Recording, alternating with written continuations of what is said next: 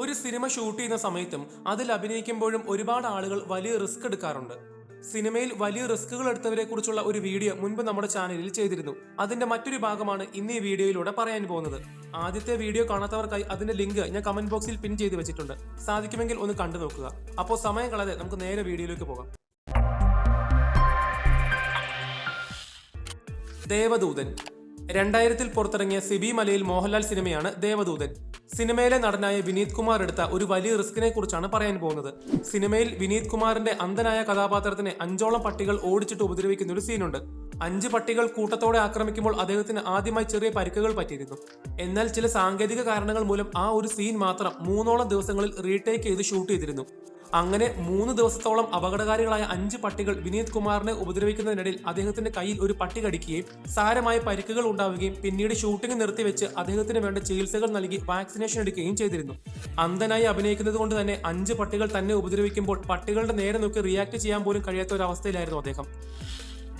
Chronic bachelor 2003 പുറത്തിറങ്ങിയ സിദ്ദിഖ് മമ്മൂട്ടി സിനിമയാണ് chronic bachelor. Cinema കണ്ട അന്ന് മുതൽ ഇന്ന് വരെ നമുക്കൊരിക്കലും മറക്കാൻ കഴിയാത്ത ഒരു കഥാപാത്രമായിരുന്നു അനിയപ്പൻ അവതരിപ്പിച്ച കള്ളുകുടിയന്റേത്. വളരെ കുറച്ച് സീനുകളിൽ മാത്രമേ അദ്ദേഹം ഉണ്ടായിരുന്നെങ്കിലും പെർഫോമൻസ് എല്ലാം ഒന്നിനൊന്നും മെച്ചമായിരുന്നു. സിനിമയിലെ ഒരു സീനിൽ അനിയപ്പന്റെ കുടിയൻ കഥാപാത്രം ഇന്നസെന്റിനെയും ഹരിശ്രീ അശോകനെയും അടിക്കാൻ വന്ന് കറങ്ങി വീഴുന്നുണ്ട്.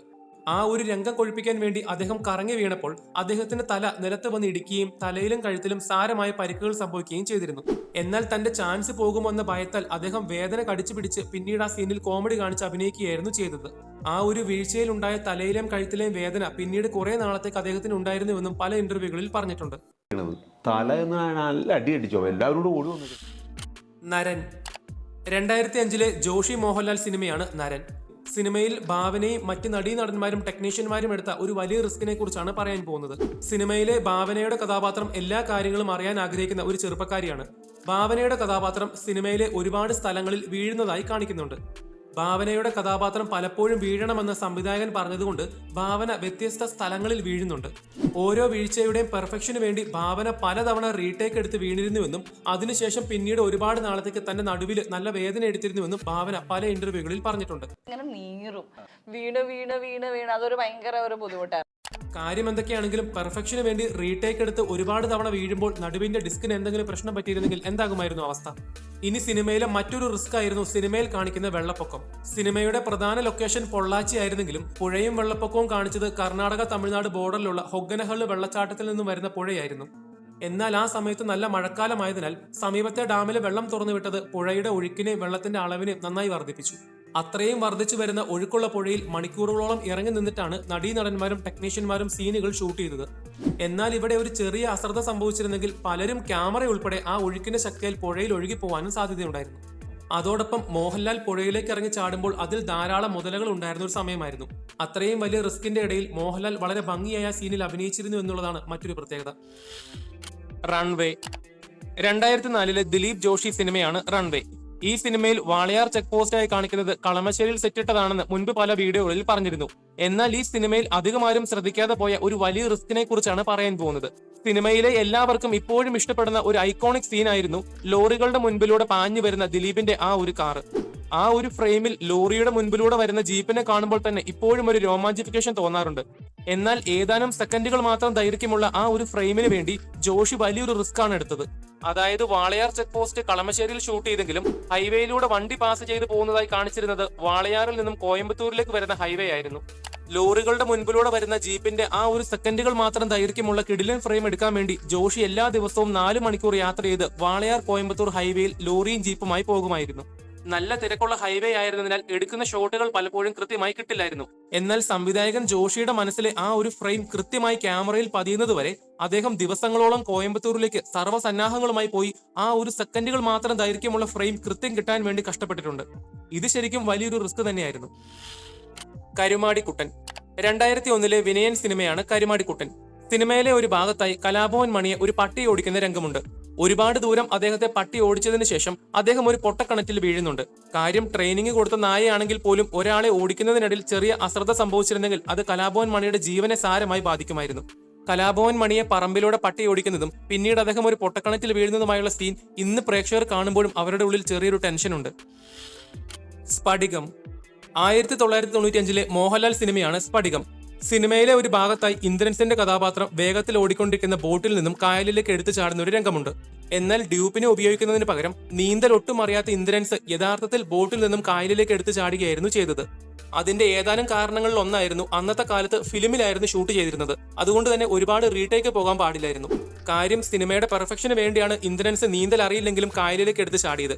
എന്നാൽ ഒരുപാട് നേരം കായലിൽ മുങ്ങിപ്പോയ ഇന്ദ്രൻസിനെ പിന്നീട് മണൽ വാരാൻ പോയ വള്ളക്കാരാണ് രക്ഷപ്പെടുത്തിയത്. അങ്ങനെ പറഞ്ഞിട്ടാണോ ചാടിയത്?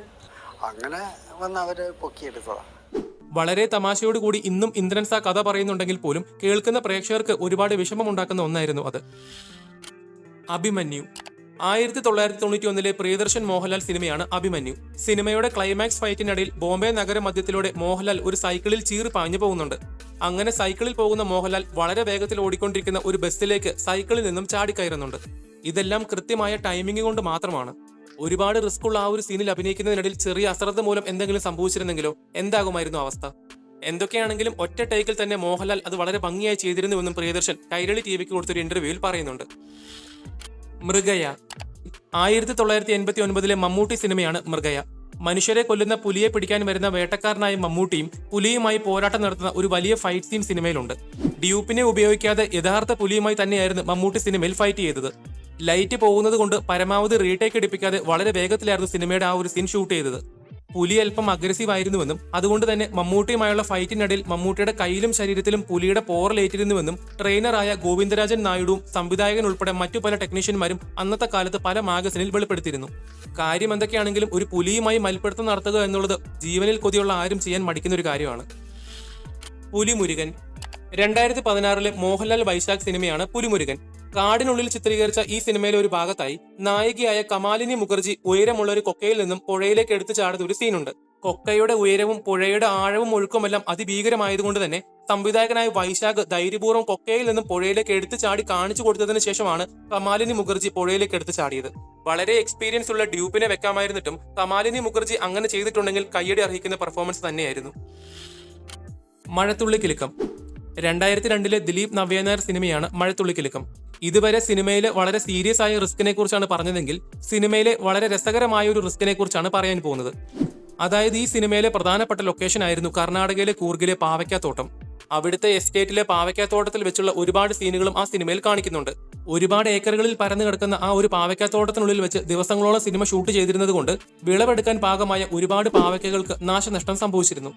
അവരുടെ കച്ചവടത്തെ അത് ബാധിച്ചതുകൊണ്ട് ഒടുവിൽ സിനിമയുടെ നിർമ്മാതാവിന് ആ ഒരു സിനിമ പൂർത്തിയാക്കുന്നതിന് വേണ്ടി ഏക്കർ കണക്കിന് പരന്നു കിടക്കുന്ന തോട്ടത്തിലെ മുഴുവൻ പാവയ്ക്കായും വാങ്ങേണ്ടി വന്നു.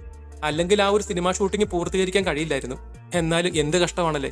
വീഡിയോ നിങ്ങൾക്ക് ഇഷ്ടപ്പെട്ടെങ്കിൽ ചാനൽ സബ്സ്ക്രൈബ് ചെയ്യുന്ന കാര്യം ഒന്ന് പരിഗണിക്കുക. അതോടൊപ്പം നിങ്ങളുടെ വലിയ അഭിപ്രായങ്ങൾ കമന്റ് ബോക്സിൽ രേഖപ്പെടുത്തുക. അപ്പോൾ അടുത്തൊരു വീഡിയോയുമായി വരുന്നത് വരെ ബൈ.